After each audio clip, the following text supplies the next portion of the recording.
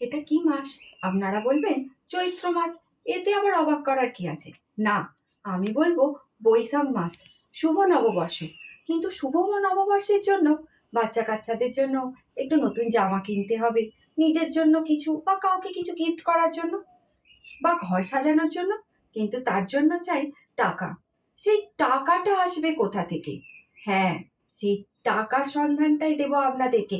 মিথ্যে নয়, সত্যি সত্যি সেখানে টাকা আছে, কিন্তু নিয়ে আসতে হবে আপনাদেরকে। আরামবাগের দিঘিবায়রা গ্রাম, রঞ্জিত রায়ের দিঘি, এক ডাকে সবাই দেখিয়ে দেবে। সেখানে আছে দুর্গা মা, আর আছে জকের ধন। হ্যাঁ, সেই ধনটাই আপনাদের জন্য রাখা আছে। তাহলে চলুন বলি আজকে সেই জকের ধনের কথা, যেটা আপনারা আনতে যাবেন। প্রত্যেক পূর্ণিমার রাতে এই দিঘির পাড়ে সোনার টাকায় ভরে ওঠে, আর ওই দিঘির ভেতর থেকে উঠে আসে একটা ষাঁড়, কিন্তু তার পায়েতে একটা মস্ত বড় শিকল বাঁধা।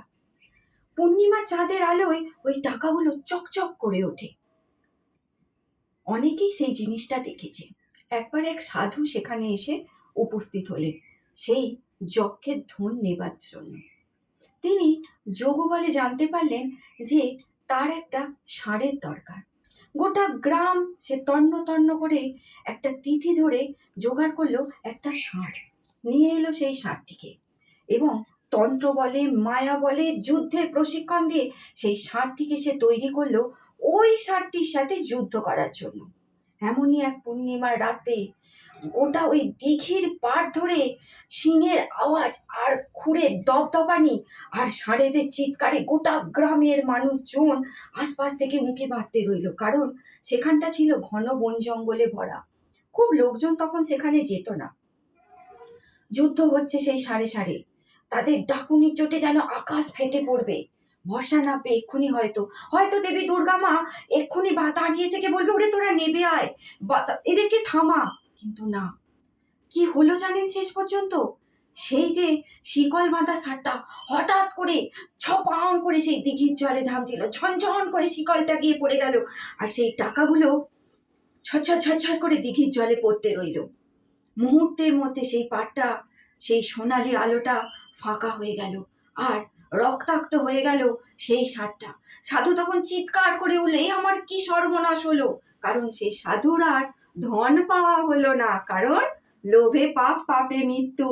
সেখানে আছে যে দুর্গা মা, যার কপালে লিখেছে সেই টাকা সেই তো পাবে। তখন সেই সাধু ছুটলো সেই যাদের বাড়ি থেকে সেই ষাঁড়টা এনেছিল তাদের বাড়িতে।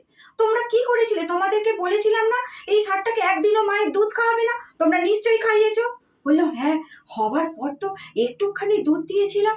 বললে, হায় হায় হায়, তোমরা আমার কি সর্বনাশ করলে! কপাল চাপড়াতে চাপড়াতে সেই সাধু ফিরে গেল তার নিজের স্থানে। আপনারা একবার চেষ্টা করে দেখবেন নাকি?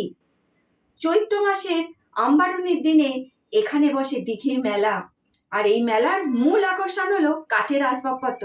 একবার এসে ঘুরে যান আমাদের এই গ্রামেতে। তাহলে আজ এই পর্যন্তই। ভালো লাগলে সাবস্ক্রাইব করে দেবেন।